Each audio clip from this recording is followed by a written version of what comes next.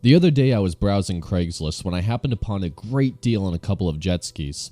I immediately started doing research on jet skis, and I must admit I was a bit disappointed on the lack of information out there. I wanted to know what were some of the hidden costs about owning a jet ski that a new buyer may not consider, and what about maintenance? For instance, if you want to ride your jet ski in the ocean, then you need to wash it down with fresh water after every single time. This is something I never even thought of. It was at this point where I thought to myself, what about motorcycles? I wonder if there are people out there who are considering buying a motorcycle and maybe looking to get all the facts before searching. Well, I may not know much about jet skis, but I do know a lot about motorcycles, and more specifically, super sport motorcycles. So sit back and relax, pop yourself a bag of popcorn, and learn about my 6 things to know before buying a super sport motorcycle. Number 1, maintenance. I see it all too often when people go out and buy a brand new motorcycle and then they don't maintain it. You know how many people out there have a 6-year-old super sport motorcycle with the original tires on it? Keep in mind that these tires usually wear out only after 4 to 5 years. And not to mention, the drive chain must be cleaned and lubricated every 500 miles and also adjusted frequently throughout the year. And of course you have the oil changes, which can be a bit more involved on a sport bike thanks to the fairings. Maintenance isn't usually expensive on Japanese sport bikes, but it can be time consuming and overwhelming if you do not know what you're getting into. Number 2, understand exactly what it is you want. For instance, 600cc inline 4 super sports have insane top end power that'll put a smile on just about anybody's face. However, the bottom end of the rev range, where you will spend the majority of your time, is rather lackluster. The inline 4 600cc's lack in torque and just overall grunt. You will find yourself shifting a lot more often and having to rev it to the moon for all its glorious power. This could be considered a good thing or a bad thing. However, a 1000cc inline 4 is heavier but will have power just about everywhere. There's also inline 3 super sports like the Daytona 675R or V-twins like all the Ducatis. Number 3, cost of ownership.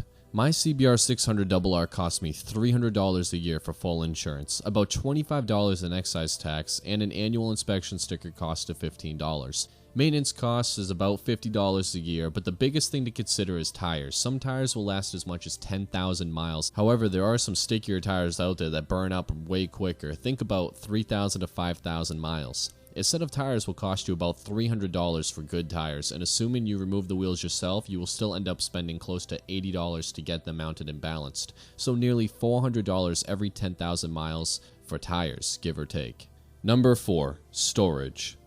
Before you buy your bike, think about where you want to store it. The best place is a dry, heated garage. If you don't have a garage, then I highly recommend you looking into a shed. I have an Aero shed, which I bought for $300. Or you could look into a motorcycle shelter. These all range in price depending on what specific needs you have.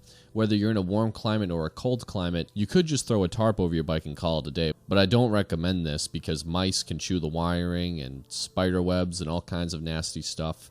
If you live in a city area with lots of people, then it is very smart to at least cover your bike while it's outside. But I don't know if I'd store it for long periods of time with just a cover on it and nothing else. Motorcycles get stolen often, and it isn't uncommon for people to take your bike right out of your own backyard in broad daylight. Investing into a motorcycle cover is one of those out of sight, out of mind situations. Number 5, now you need to consider gear, because it's not like a car you can just wear anything you want and drive around. You will at the very least need a helmet and gloves. A smart person would add in a jacket, boots, and even pants. Make sure all your gear is motorcycle rated and do your research. If you want good gear for every part of your body, then expect to spend between $700 to $1,200. Helmets are a one-time crash item, so if you're gonna fall, you gotta replace it. Otherwise, it's usually good for around 4 to 5 years. In my experience, gloves generally last 2 to 3 seasons depending on the quality of glove. Boots will last much longer. I'm still in the same pair even after 4 years of riding, and it shows no signs of real wear.